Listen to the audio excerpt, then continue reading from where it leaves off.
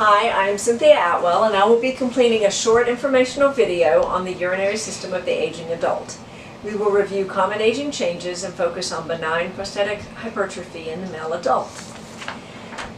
When you complete viewing this video, you will be able to list 3 normal aging processes of the urinary system, identify signs and symptoms of urinary system dysfunction, and manage the care of the patient following a transurethral resection of the prostate. As with all other systems, the urinary system in the aging adult changes as well. In the renal system, normal aging changes alone lead to a 10% reduction of glomerular filtration rate per decade in an average healthy adult. This begins about age 30. 30, you say life's just beginning at age 30, and we already have aging changes. We'll cover that in a few minutes. This change is a combination of a decrease in kidney mass, the loss of properly functioning glomeruli and tubules causing a reduction of blood flow, and a change in regulatory hormones such as vasopressin, atrial and natriuretic hormone, and the renin-angiotensin-aldosterone system. This combined change will affect water and electrolyte management. But just so we don't all get all upset over the whole it starts at 30, the amazing human body usually maintains the ability to regulate fluid imbalances under normal conditions. Usually it's not until a more advanced age or with disease and or other failing systems that something needs to be monitored more closely. Changes are also noted in the lower part of the system. Reduced bladder elasticity and nerve conduction lead to a decrease in urine flow rate, a decrease in voided volume, which leaves a post-void residual, and decreased bladder capacity. The change of innervation in the urinary system leads to incomplete emptying of the bladder, urgency, and involuntary contractions in the bladder.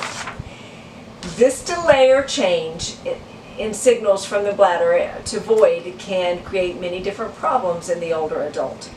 Older adults are not usually able to move with the same agility as when they were younger, so the possibility of an embarrassing incontinence episode or the more concerning danger of a fall can affect their social needs and create a potentially dangerous injury. Incomplete emptying of the bladder leads to increased risk of infection, which can cause confusion and again the increased risk for falls. We have talked about common occurrences in the older adult urinary system. In this next segment, I would like to focus a little more closely on benign prostatic hypertrophy, or BPH. In our older male population, BPH leads to frequency, urgency, and hesitancy of urinary elimination. This usually occurs after the age of 50. Lower urinary tract symptoms such as bladder weakening, urinary tract infections, bladder stones, incontinence, and retention are common in the older population. For the male, these things can be complicated by an enlarged prostate. Since prostate cancer and BPH have the same symptoms, it's very important to obtain a prostate-specific antigen test, or a PSA, to help in distinguishing between the two. When you have a gentleman who was born male voicing complaints of a weak stream, intermittent voiding, straining to void, frequency or continually feeling as if he needs to urinate, increased nocturnal voiding and or urancy, you might have a prostate problem you need to address. Now, I specify who was born male because in our changing society, it's very important to differentiate this. You can change all the external parts you want to, but it will not change the internal anatomy. You can add the male genital region, but this new urine outlet will still use the original internal plumbing. If we look at a normal male genital urinary system, you see the bladder empties down through the prostate and out the urethra here. The prostate, once it starts enlarging, you see here an enlarged one, you have issues with spasms, and this is what causes the decrease in the stream, and you have the urinary pooling. There are different treatment options available depending on the severity of the obstruction and the symptoms. If the urinary tract infection is suspected and there is urinary retention in the bladder, you need to catheterize the patient and drain it and treat with antibiotics. To assess for urinary retention, the patient is asked to void. You can usually palpate a full bladder, and an external bladder ultrasound can be completed to measure for post-void residual. Post-void residual is considered elevated if there's more than 180 milliliters left in the urinary bladder. Once the immediate need is addressed, if there was a need, the options for long-term management include behavioral and lifestyle modification, watchful waiting, and medication. This is the least invasive and most conservative treatment options, and it's kind of your go-to. Medications depend on the symptoms of the bladder dysfunction and include alpha blockers such as doxazosin, tamnilizocin, and terazosin to relax the prostate and bladder musculature. Anticholinergics such as oxybutynin can be used to help control frequency, urgency, and nocturia. Precautionary statements, we need to be very careful.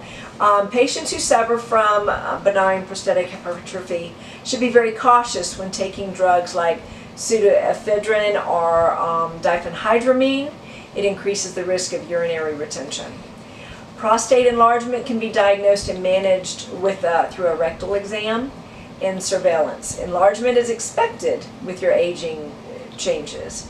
BPH must be diagnosed through histological findings, as both prostate cancer and BPH present in the same way. Clinical findings and imaging cannot differentiate between the two.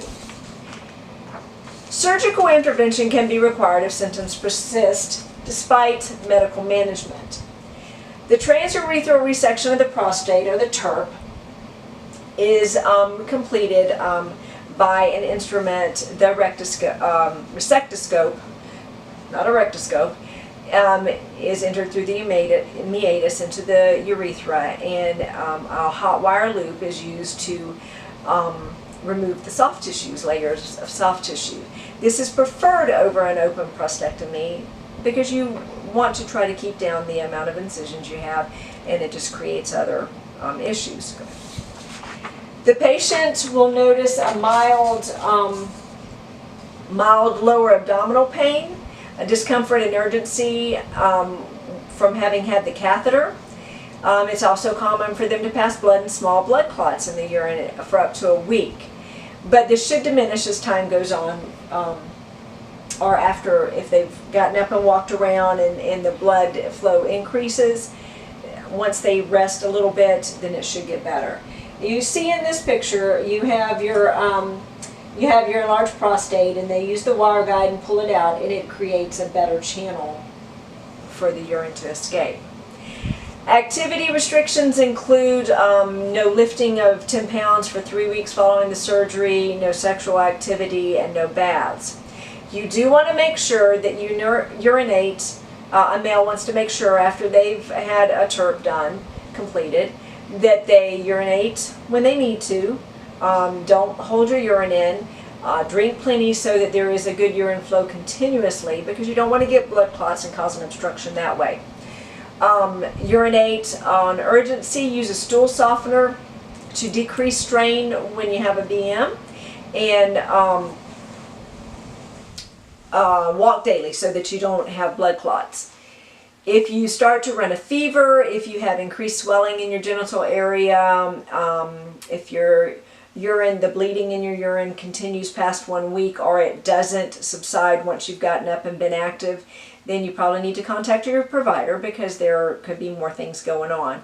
If the blood output increases, the clots largen, you have chills or increased pain in your lower abdomen or back, or you lose the ability to urinate altogether, then you need to be seen immediately, because there are issues going on.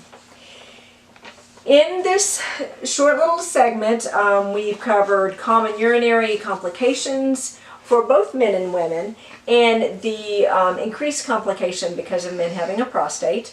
We've covered the increased risk of confusion or falls that come from the urgency and the nocturia.